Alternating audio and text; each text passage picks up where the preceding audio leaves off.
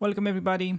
In today's video, I'm gonna be walking you through 6 games that I have played against intermediate players using the Jobava London. First part of the video will be dedicated to the somewhat unusual pawn storm, and in the second part, I'm gonna show you what to do in case black avoids the pawn storm. By the end of the video, you should have a pretty clear understanding of the Jobava London, and I'm also gonna be revealing a huge announcement. So let's dive right into the games. Ba-ba-ba-bam. All right. Hello there, 1600 rated opponent. We are getting ready to unleash another juicy Jobava. And we have the starting position, d5. Actually, something that I noticed is that it's actually not that common to run into the King's Indian at this rating range. Could also be a matter of variance, but I don't know. I just feel like people don't play it as often. And we have c6. Stopping knight b5 once and for all. And okay, we have a choice. Knight f3 or e3. Which move do you guys think it's better to start with? If your thinking process is something like, we gotta develop the knight because we're in the opening and we gotta develop pieces. Well, forget about that because you're losing flexibility. You wanna play e3. The main advantage of starting with e3 is that notice that we have flexibility to meet bishop f5 with f3. That's right. That's pretty crazy, isn't it? How many times have you gone wrong by playing knight f3, allowing bishop f5, and you can no longer play the pawn storm? Well, now you know. Bishop f5, f3. Getting ready to do the little domino effect. Just like, one dog starts barking in your neighborhood and then all the other dogs start doing a little barking party together. This is how these pawns are cooperating right now. F3 triggers all these little advancing moves, and we get a lot of space, and later on we can use this pawn mass for an attack. And okay, my opponent plays h6. He could also do h5, which is leading to fairly similar lines. Key move though, you gotta remember g5 first. And then once the knight moves, you play bishop d3. So we're gonna do the bishop trade.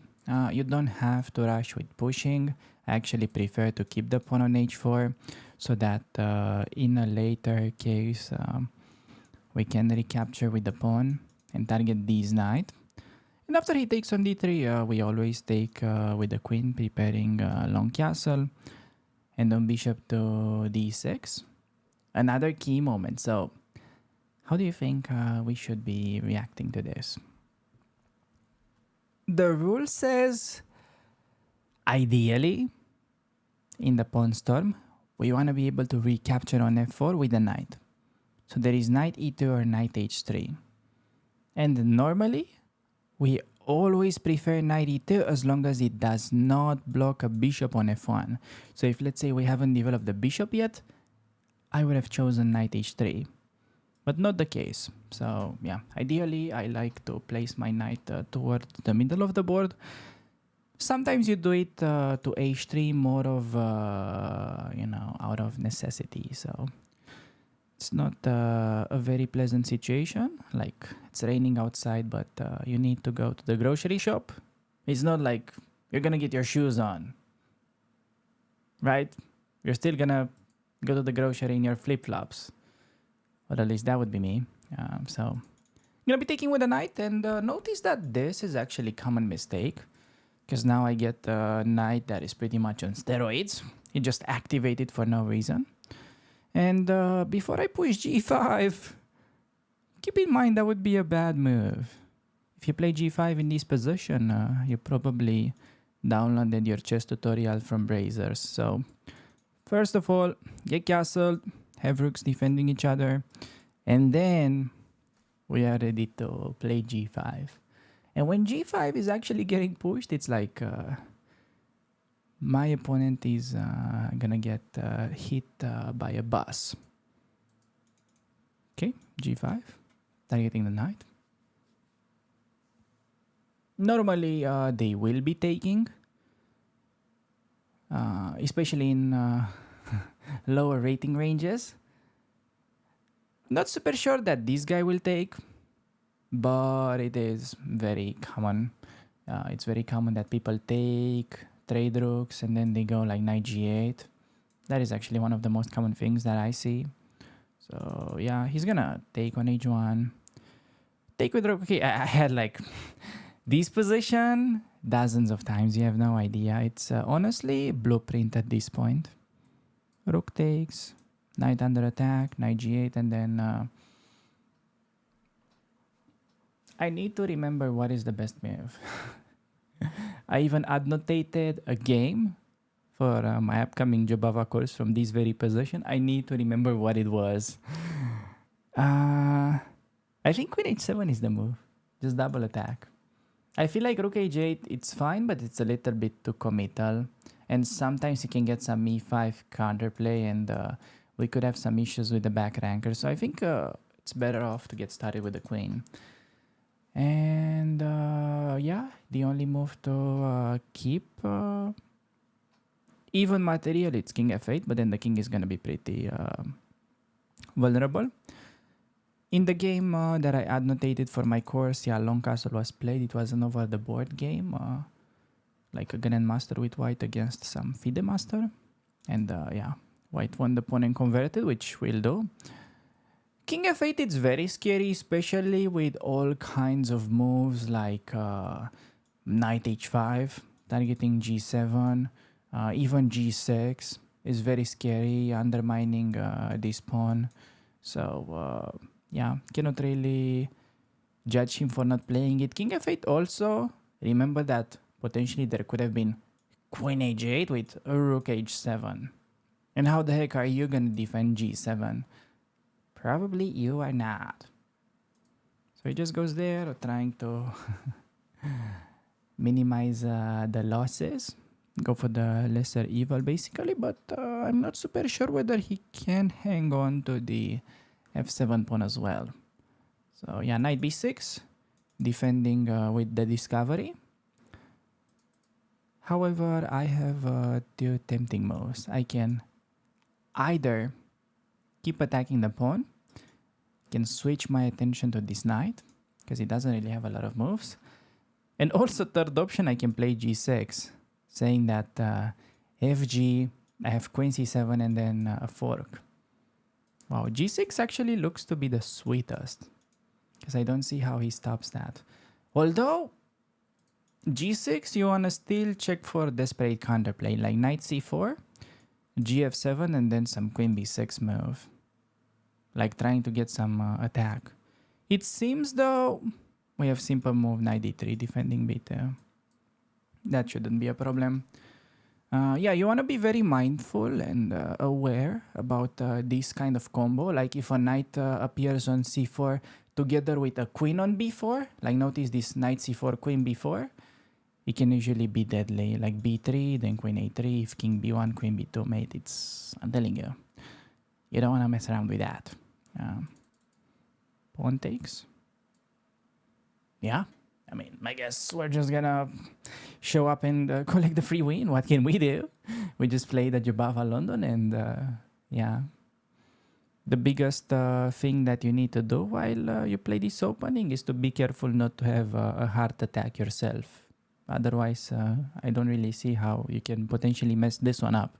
So opponent resigns because I was not only gonna win the rook, but in the end, rook to h8 would have also collected the knight. So, oh man, I've had this like so many times.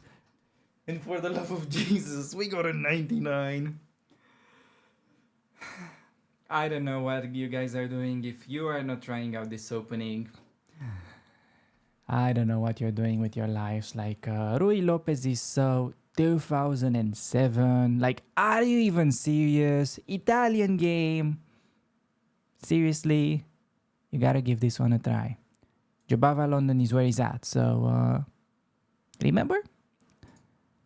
As long as you see bishop landing on f5, that triggers the pawn storm.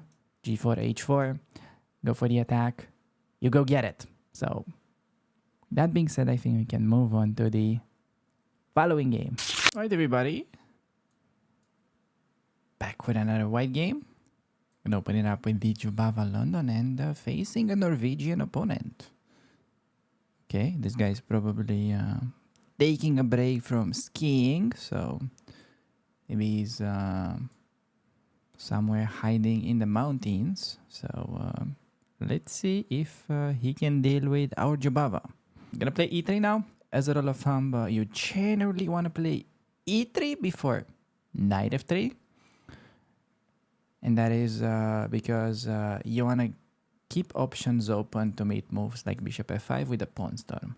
So the biggest mistake that you're making without even realizing is that you think, oh, I want to play chess according to the principles and I want to develop pieces first. No. Whenever you watch Alex Banzea channel, you need to forget about all rules of chess.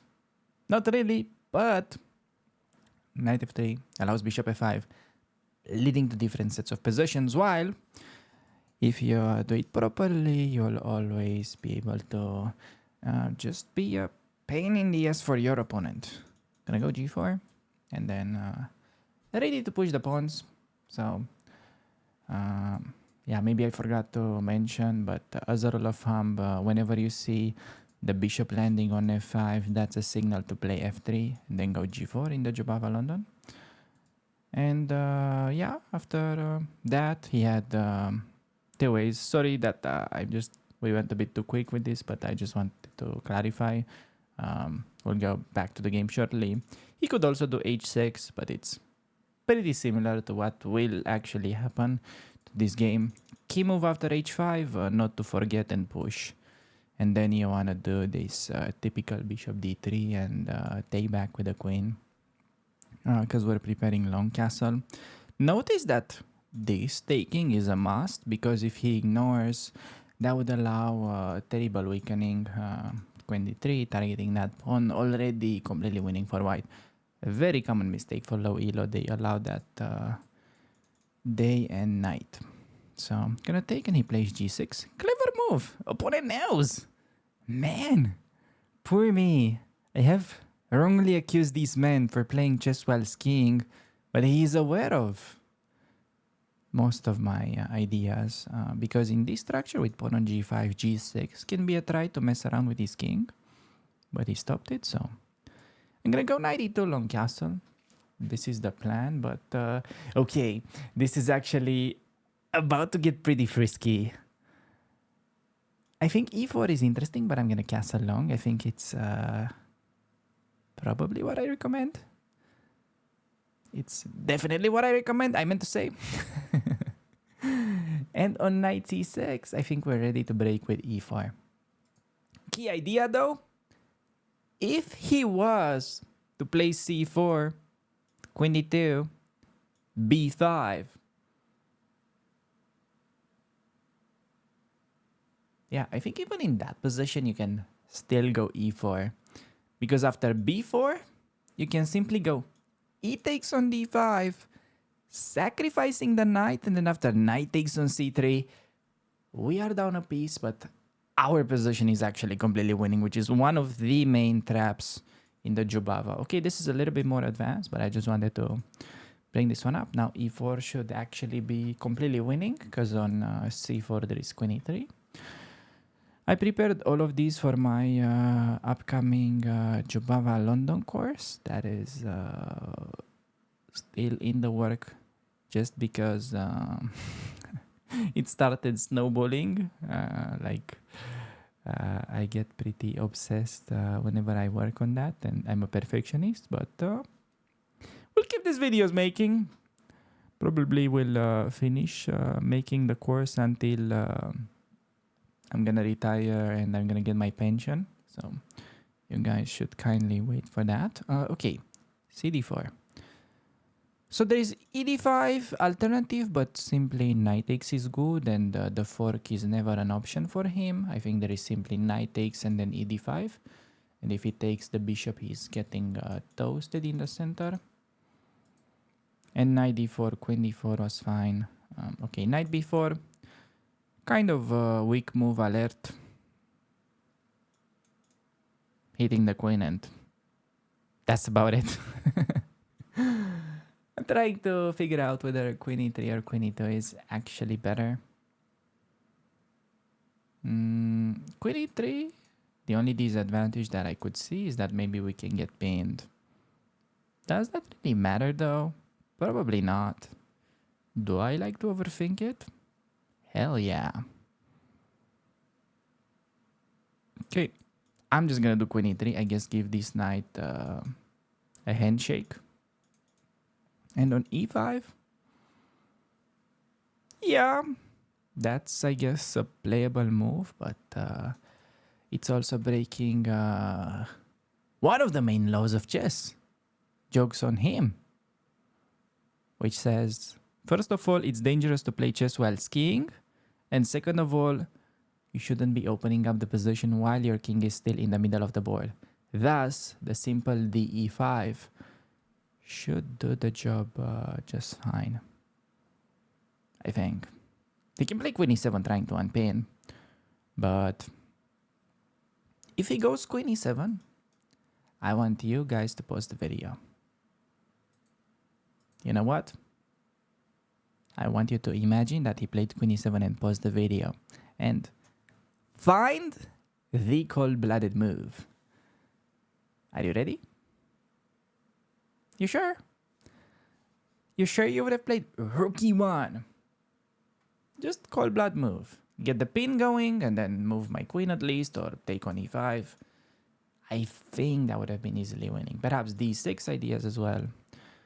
But okay, bishop d6, he doesn't really have a threat. Maybe I could also start some tricks. Even knight e6 could be interesting tactic.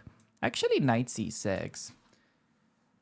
It's pretty wild, but it's a move that I really like because I like to play for stupid tricks because I'm a terrible chess player. So that is one thing. At the very least, we can clean up.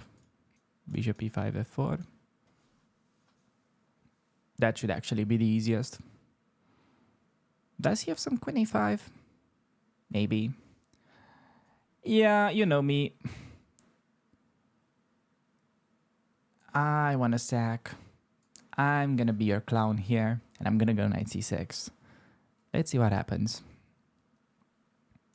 Targeting queen, targeting knight. And soon enough, almost targeting his family. I'm attacking all the pieces.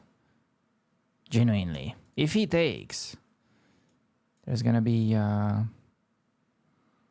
quite some trouble with his coordination and in the center. And he is also pinned. Oh, he went queen c7. This man really over-respects my stupid sacrifices. Finally, someone. This guy is the one. I feel like I found my soulmate. I'm just gonna take on b4. Finally, somebody who respects my ideas. Okay, then I think it's time to play d6. Still idea to take. Could also maybe play simple. Once upon a time. He went back. No. Why are you leaving me alone? Knight e4. I want to take that bishop. He's probably going to castle. Yeah. I made a little bit of a mess out of this, but realistically speaking, it was always in the bag. Oh, he allows multiple quadruple checks. But that, as far as I'm concerned, allows a checkmate. So, okay, we were perhaps drifting a little bit. Now, the following game, I think it's the most important out of the whole video. Because I noticed a pretty common pattern, especially for low elo, below 1500, that people play early bishop f5, basically allowing the pawn storm, but then instead of doing the most normal thing, developing their knight, There's quite an archetype of players who like to develop their bishop first.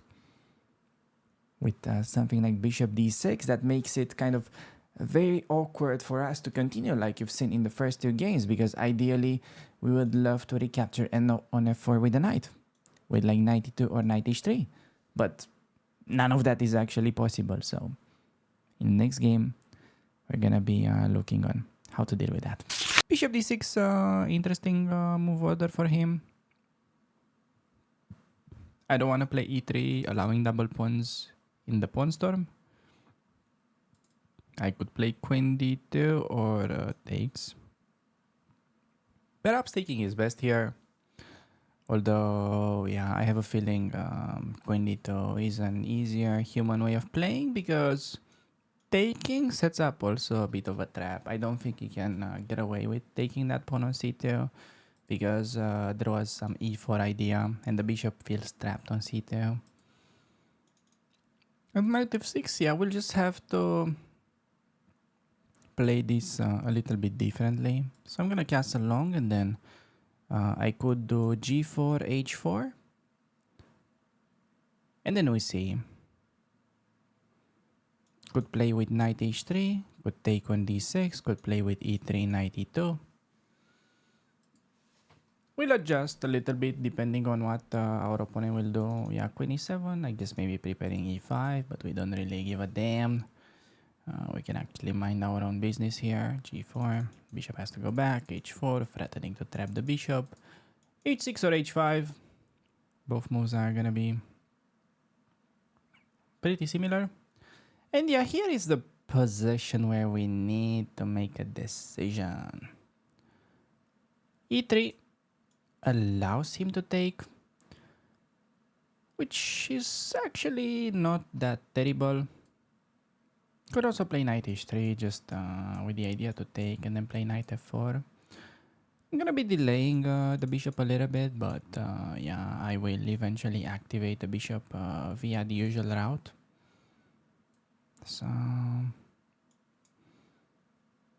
yeah, e3. I don't really buy e5. Opening up the position is really unnatural while his king is still in the middle. So he should definitely choose a side and castle. So he listened.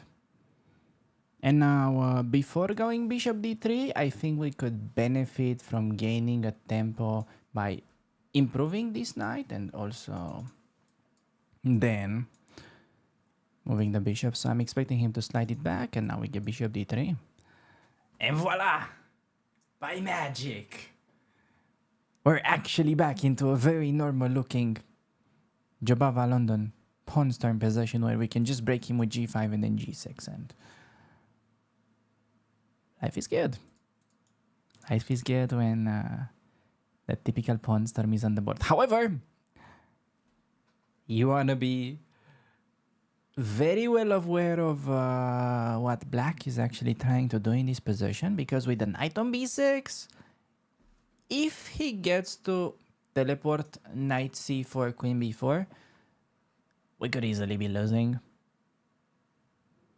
So how are we gonna deal with that?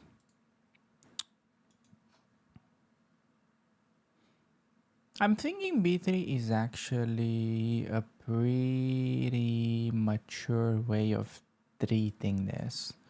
So stopping knight c4 basically forever, and against the check, at the very least king b1 should be reasonable. Although, yeah, running away towards the center is also not too shabby. Huh. He's testing me. Okay. Alright. Opponent is from the Luis Suarez country. Interesting. He really wants to bite me. I'm kidding. I'm kidding. I'm not gonna allow him to do that. And okay. f6. There is a reason why they say to never play f6. Specifically in this position, he just left the e6 pawn undefended. But yeah, it's difficult for him because like rook h7 was coming, g6 ideas as well. These pawns are getting undermined. But okay, still quite a work to do in order to fully convert this one. It's just a pawn. But I think we have a strong move in the position, so feel free to pause the video and find the classiest continuation. Because, yeah, it's easy to think about that and miss something even better. That's on the king side. I'm gonna be like, oh no, my knight. Oh. Oh. That was a long day. He could actually take my knight. Alright, I'll stop it. I'll stop the bad acting. It's fine. King c7. I would love to fork him. Come on, opponent. Can I fork your ass? The answer is maybe. Depends. Okay. I can try to rescue this boy. Knight back. Should I go all in with the knights? Should I try to give him a nightmare? Let's go and give him a nightmare. Knight b5. Look at these knights onto his king. These knights are climbing onto his king like a cockroach. Okay, queen e7. I cannot fork him yet, but I do have this idea to get in contact with his king. Okay, king b8. I think we actually have a brilliant move. You can try to pause the video and find the win if his king sidesteps. If he plays this move, we're gonna have a brilliant finish. So pause the video and try to give your opponent a nightmare. Because there's actually 96. And if he goes into the corner, he's getting smothered, mated.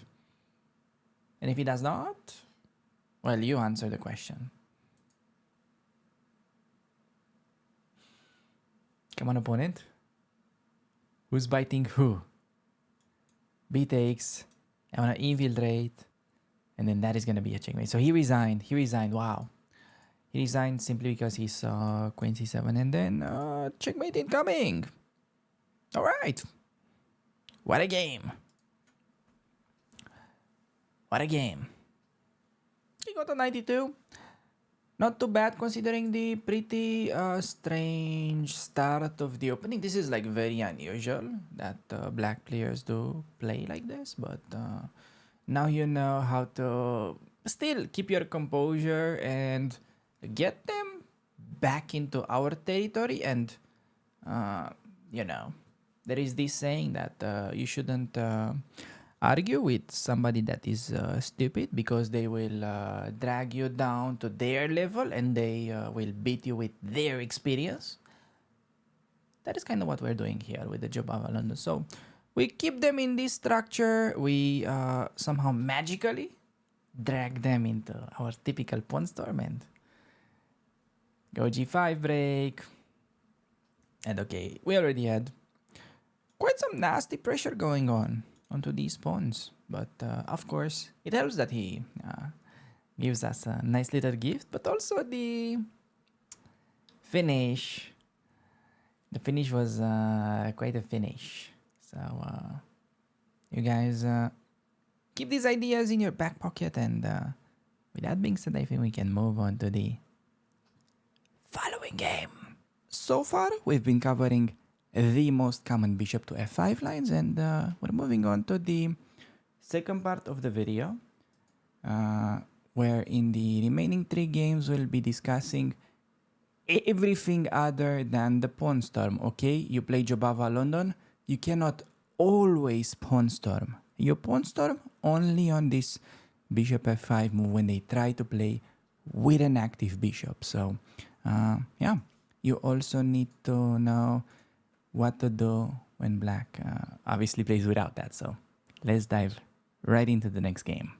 Right, everybody, getting another game with the white pieces. Let's see what this opponent is gonna have in store against our beloved opening.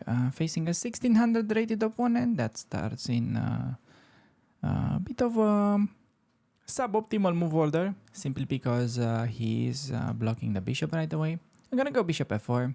I'm not interested in the French transposition because, well, as a Jobava player, you don't really have to enter such things. We can keep playing our stuff.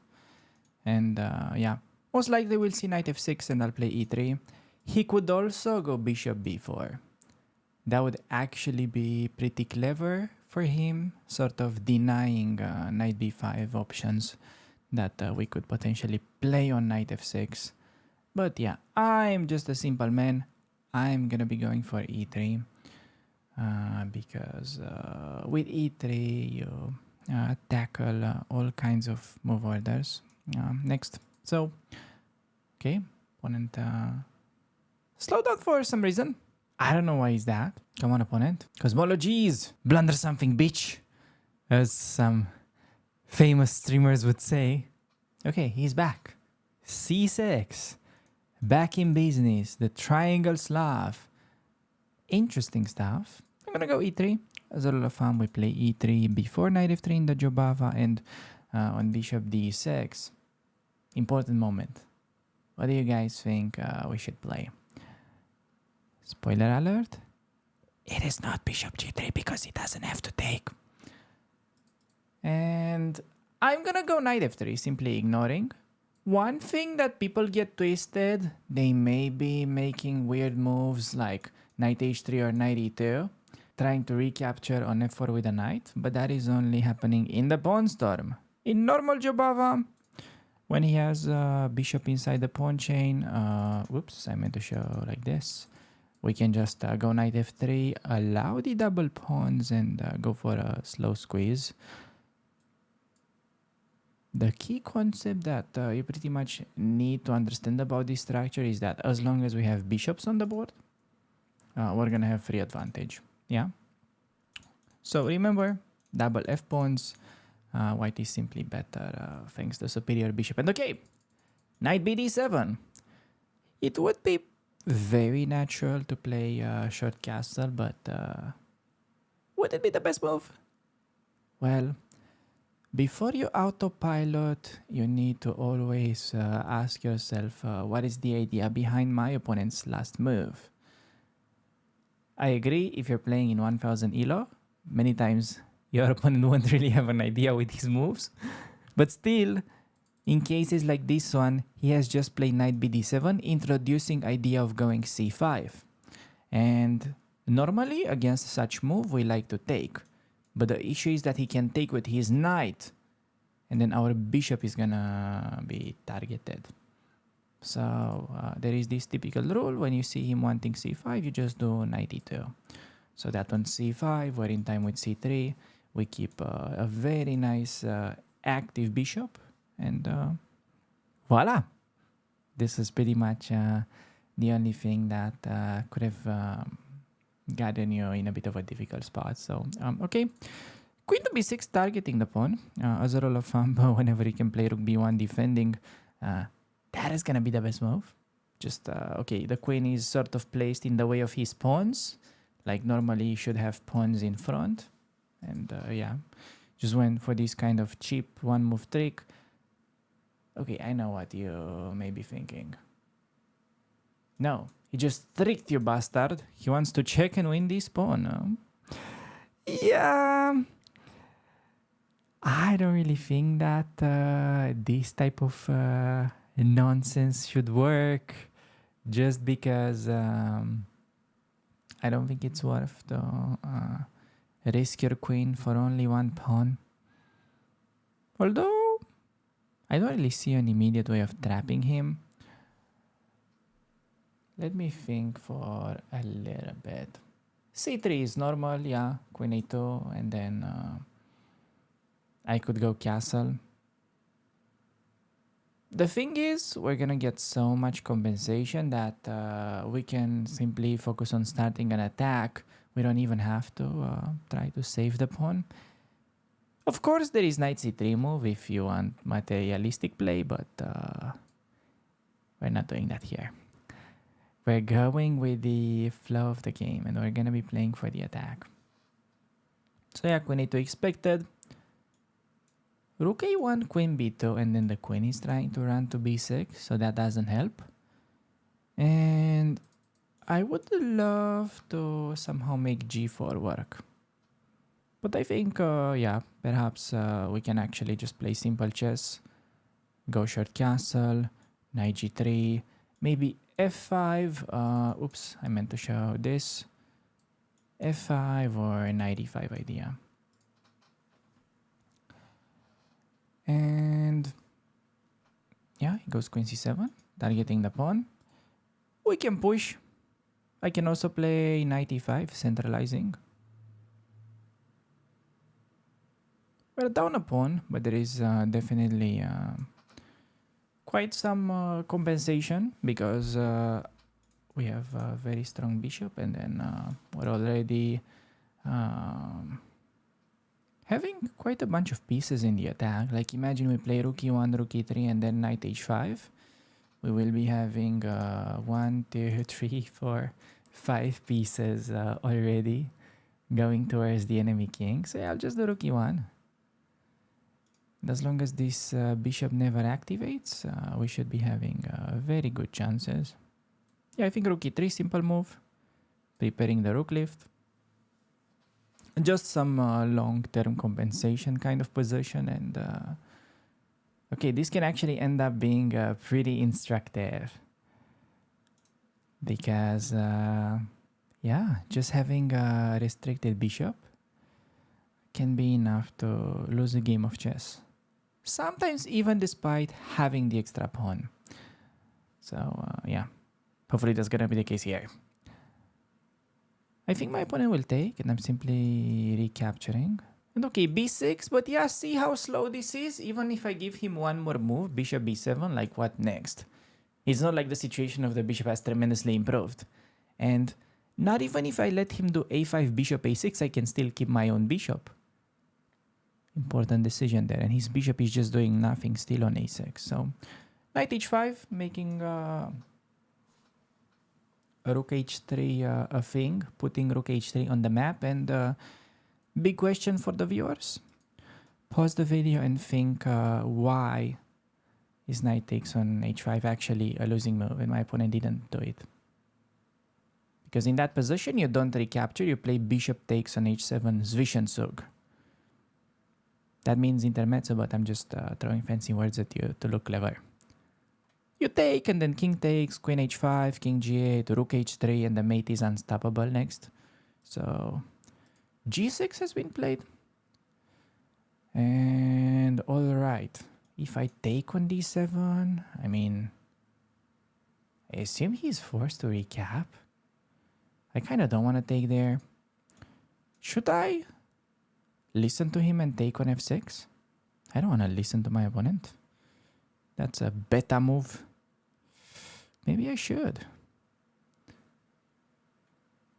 Can I just go full sacrificial mode, rook h3? Oh man, I so want to do that. But it ain't working, I got a feeling. Oh, I want to sacrifice so badly. Can I just go g4? I'm a simple man. I want to go g4. Okay, I'm going to control my urge. The urge of doing a stupid sacrifice. Come on. Let's go. I want to go g4, g5. Get my rook around. Ideally, I should bring the b1 rook into the game as well, but not so easy. And it's annoying that my opponent can probably bail out right now with knight e4. Okay, g5. Have to do it. Knight h5. I don't have a killer move yet. I should probably just defend this pawn. Queen to g4. Something like that. Queen g4 and slowly prepare rook h3, rook h5, exchange sack.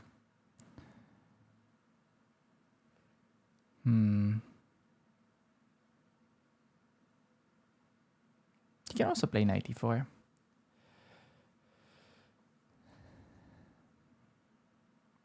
On knight e4, at least I can take and I can try to make the argument that we are creating this dark square grip.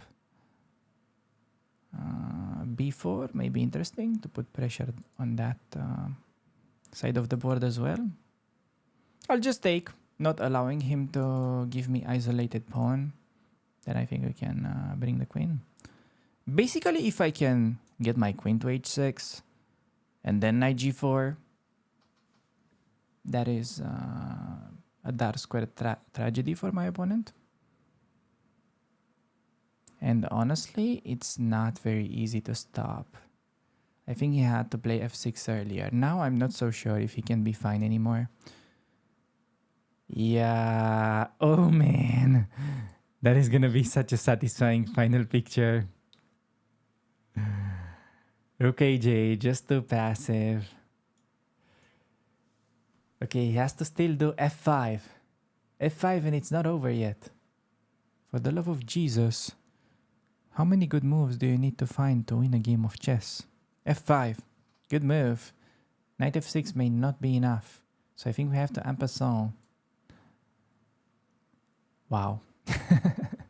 Okay, luckily though, this should be an easy win just because he's playing down a rook for the rest of the game and I can easily switch towards the d file. Knight e5 f7 is a huge threat right now. He needs to watch out for. King there was not it. That wasn't the move. So yeah, he resigns. Yeah. It was a bit of a complicated game. I'm actually curious where did we mess up? Apparently we didn't really mess up. It was quite yeah,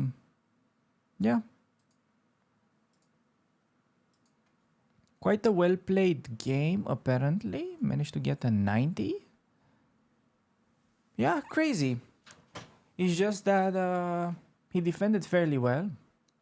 Oh man, I wanted to do like so many nasty things here. You have no idea. I was going g4 through my mind. All kinds of crazy moves. Rook g3, rook h3. I feel like I almost entered the casino and I got gambling addiction activated. So I had to control myself and go knight f6 and play like slower. Then after g5, yeah, take that and dc5 I felt like was really nice. Yeah, computer is kind of crazy, but it was a good move. Bring the queen over and yeah, I felt like at this point he has to do this weakening move no matter what.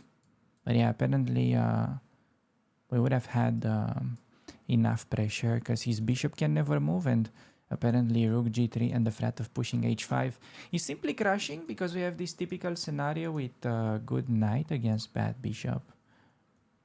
Went bishop b7, but then I had slow squeeze, knight g4. Yeah, this would have been such a picturesque checkmate, like rook f8 and then knight f6. Just giving claustrophobia attack to the enemy king. Oh my god, look at this king. Just blocked by his pieces. It's like almost his feet have claustrophobia to the shoes. He literally has nowhere to move. Okay, hope you guys like the feet analogy. There was that. In the following game, we're gonna be addressing an opening setup that is pretty much recommended as one of the easiest things that you can play as a beginner when you get started, and I am referring to the Stonewall. Stonewall. What the heck is this? Well, basically black is placing these pawns like that, and the nature of the game is gonna be pretty closed. We're actually not supposed to attack the king because we don't even have a way to do so. And we gotta play it a bit more positional. So it's crucial to understand this kind of position because if you face this line while unprepared, it can be as painful as getting hit in the head by a billiard table. And I'm not even exaggerating. So That's how frustrating it can be to just seemingly not have any active moves. So let me show you how to tackle this. All right, everybody. This time we actually get to face one of the highest rated opponents of this rating climb. Okay, maybe rating climb not a complete one, but you get where I'm going with this. And the opponent 1750 goes for the second e6 setup, allowing me to play e4 and enter the French. None of my business. We're simply gonna stick with the Jobava London. And wow! Another opponent that goes triangle Slav. This is actually pretty crazy. I'm gonna go e3 and yeah, wow. We actually just finished a game playing against the stone wall. So here we go again. Gonna go bishop d3. And okay, this is interesting because in the previous game we have dealt with the bishop d6 stone wall. So this time he plays bishop e7. I guess simply playing for knight e4 g5 later on. Nevertheless, we'll be doing the same thing, castling, and now the key move. Pause the video and let's see if you can find it. Because you need to understand that in the Dutch in general, because black is restricting our pieces and has this f5 move, he'll normally attack on this side of the board, right? So to kind of compensate for that, we'll need to play here, and the knight is stopping our pawns from pushing. So we need to go knight e2, simply moving the knight out of the way and preparing the c4 push. And then, okay, we'll go for some kingside play. Bishop d7 clever. He's going to activate via h5 and trying to exchange that bishop. I think now it's perhaps a clever time to go knight e5 so that on bishop h5 I can actually perhaps play the move f3. Just trying to not let him exchange so conveniently. Knight e4 probably wants g5, so gonna create a square and still probably going f3 on bishop h5. Okay, knight e7. Everything that my opponent has been doing so far, it's pretty standard, pretty good for him. I'm just debating whether to play rook c1. Yeah, I think simply rook c1. Usually we kind of like to play queen b3 in this type of structure, but I have to watch out for knight d2, which is definitely unpleasant. I'm gonna take with the piece on e5 simply because it is our most important outpost. So taking with the pawn would just lose a lot of flexibility since we can never really make use of that square in the future. That's a pretty important concept to understand. So bishop h5, trying to exchange his worst piece. I said earlier that I'll try to deny him that option by going for f3. And perhaps now that we also unpin, knight f4 could finally make some sense for this knight. It's a bit of a double-edged decision though, because if I play knight f4, he's forced to go bishop f7, protecting e6, and then g5 is coming with a tempo, and my knight has to retreat. So not super sure that, you know, knight f4 looks useful, but it's not such a great move. Also g4, since I have such a convenient pawn placement, I could actually start squeezing on both sides of the board, but I don't have to yet. I think I'm just gonna keep expanding. I don't think CD is really helping us to gain anything on the open file. He's gonna take with the e-pawn regardless. So perhaps it's better just to make this knight feel a bit more uncomfortable. I guess provoking knight f7 and then we keep the bishop all the way to h2. follow it up with b4, a4, b5, and then typical queen side expansion, while yeah, this play is gonna be very slow for him. And actually there's a bit of a funny position because I think we have a winning move. So you pause the video and find the winning move. Because it's not g4. He can simply go to g6. Maybe technically it's g4 as well. But just knight f4. Pretty deadly double attack. Simply exploiting the fact that the bishop could no longer retreat to f7 because the knight is occupying that important square. So simply because knight f4 was not such a great move in the past, it doesn't necessarily mean that you should completely delete it from your radar. So yeah, here is just winning. Okay, g6, trying to save the bishop, but I can trap the bishop. But I think first we take, win the rook, and then we trap the bishop as well. So we're just gonna collect big time here. Take, and a lot of players may go easy on their opponents here. But no, you wanna really punish him as hard as you can. g4, okay, we can take either way. Probably this way, just to open up the rook.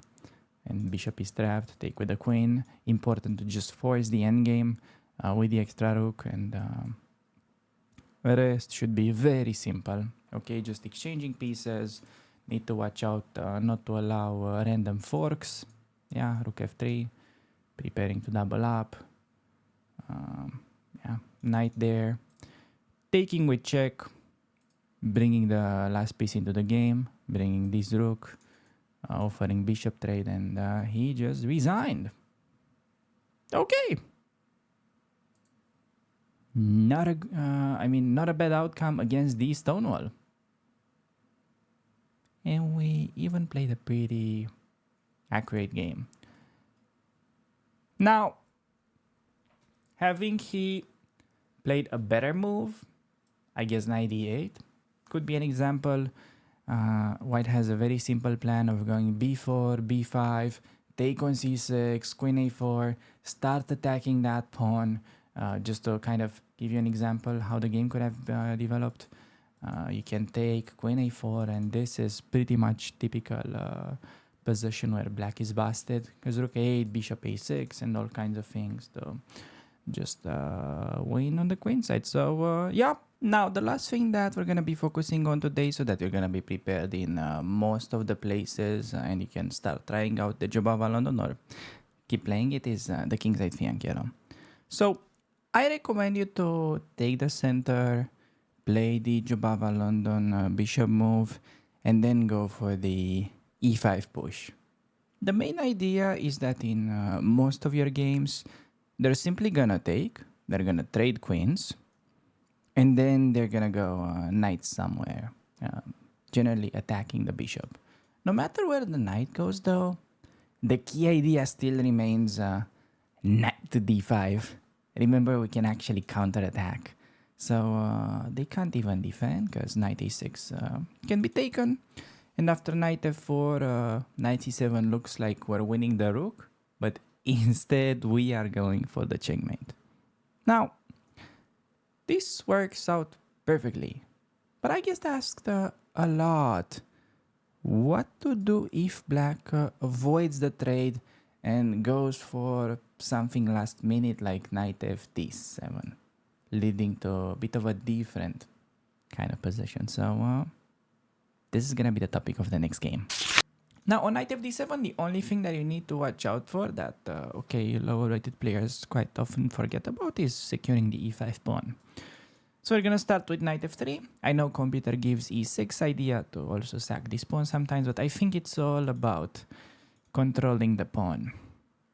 And even if you have to, like on moves such knight c6, attacking this, you have to play queen e2, safeguarding the pawn, preparing long castle. Now, I could do still queen e2, just to prove that this ain't a bad move. It looks kind of weird, right? Blocking the bishop.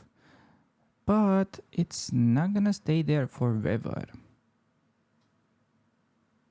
So yeah, the queen is temporarily on e2. It's not like that friend who went to the grocery store and never came back. So the castle long, and then the queen is gonna go to e3. What is the queen doing from e3? Well, it's actually still covering e5 while also preparing bishop h6.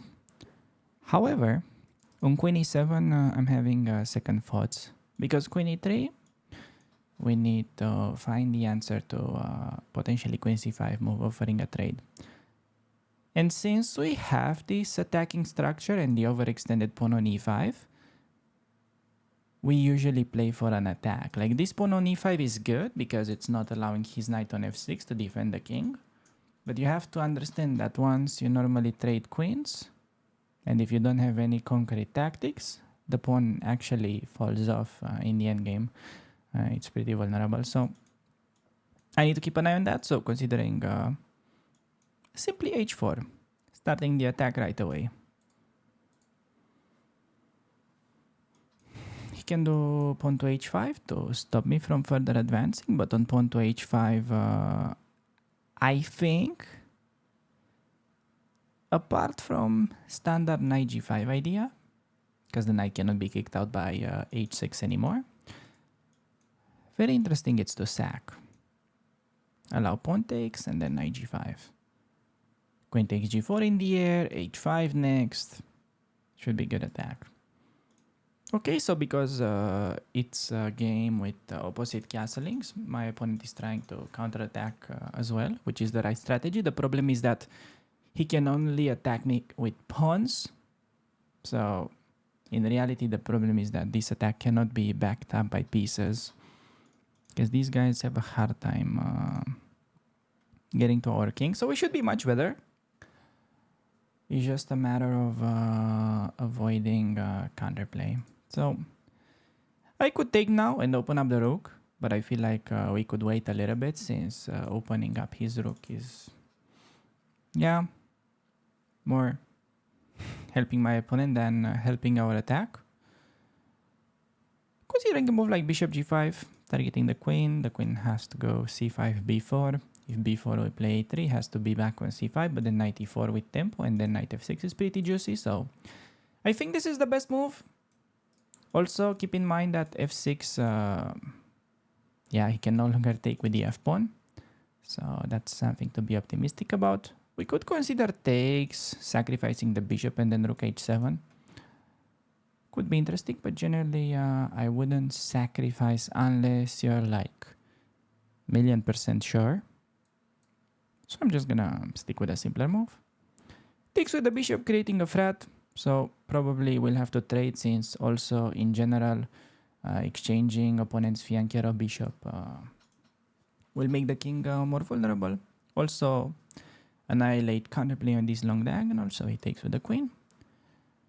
I think now it's a fair time to open up the file, since yeah, he no longer has anything unpleasant.